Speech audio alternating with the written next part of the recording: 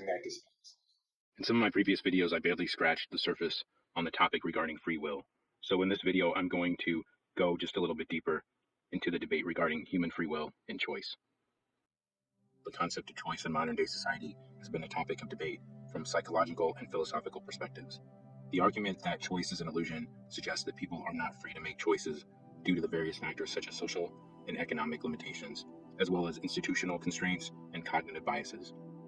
If choice really is an illusion, then that would also mean that we don't really have free will.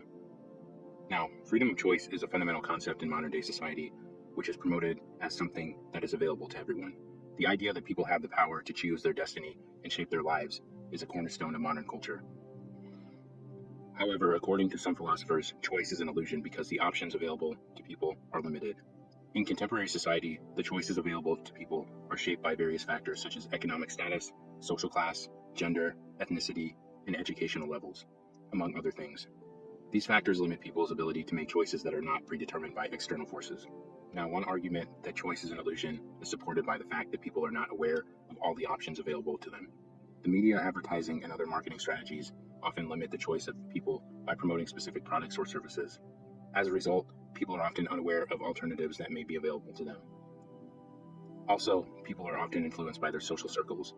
Thus, when people are presented with various options, they may not be able to make choices that are truly free. Now, the existence of institutional factors also restricts the freedom of choice. In modern day society, people are constrained by various factors such as laws, regulations, and social norms. These limitations may make it difficult for people to make choices that are not predetermined by external forces. For instance, people who come from poor backgrounds may have limited access to education and healthcare, which restricts their choices. Also, people from certain ethnic groups may not have the same employment opportunities, which further restricts their choices.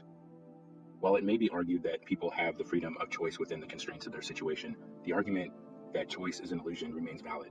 The constraints imposed by external forces limit people's ability to make choices that are genuinely free. The choice within these limitations may not be a real choice.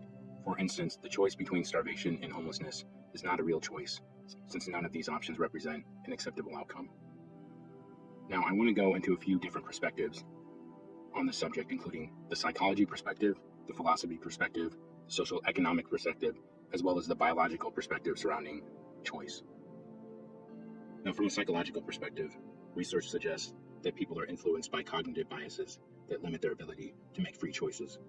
For example, people tend to be influenced by heuristics, where people make decisions based on the first piece of information they receive. Then, from the philosophical perspective, the concept of determinism suggests that people are not free to make choices since their actions are predetermined by external factors such as environment and genetics. According to determinism, free will is an illusion, and people are not genuinely free to make choices. For instance, the environment in which people grow up can significantly influence their decision-making process.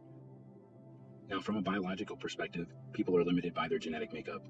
Certain diseases and physical conditions influenced by genetics can limit people's decision-making abilities. For example, a person born with a genetic disorder that causes seizures may find themselves struggling to remain in certain environments, performing certain jobs, or even carrying on with daily routines. Additionally, neurological conditions can affect cognitive processes and decision-making abilities. This indicates that even though people have a degree of control over their choices, biological constraints can limit their freedom to make autonomous decisions. So in conclusion, the argument that choice is an illusion in modern day society is valid. We do not have complete freedom of choice in today's world. Why? Because people's decisions are predetermined and influenced by factors beyond our conscious control, such as genetics, upbringing, and environmental factors, as well as external factors such as institutional limitations, social circles, and marketing strategies. Nonetheless, it is essential to recognize the constraints within our society structure and make conscious decisions that are not only constrained by these external forces, but also promote individual growth and well-being. Now on to the bigger question. Does this mean, since we don't have complete freedom of choice, that we also don't have free will? No, I don't believe it does. Freedom of choice is commonly understood as having various possibilities or alternatives to choose from, and the liberty to choose among those. So, arguably, free will and freedom of choice could exist independently under certain interpretations. One might say that a person has free will even if their freedom of choice is limited. For instance, if a person is imprisoned, their freedom of choice could be significantly restricted, but they might still have free will in terms of how they react, their attitude, or how they engage with their thoughts. Also, a person may have a ton of choices, but their free will may be compromised if, say, they are coerced or influenced by external forces into making a specific decision. This topic sparks a lot of debate among philosophers who often explore how these concepts connect to each other, how they affect our moral and ethical responsibility, and how they are understood in relation to deterministic and non-deterministic theories of the universe. Thanks for watching. Please feel free to like the video and subscribe to the channel. And until next time, my friends.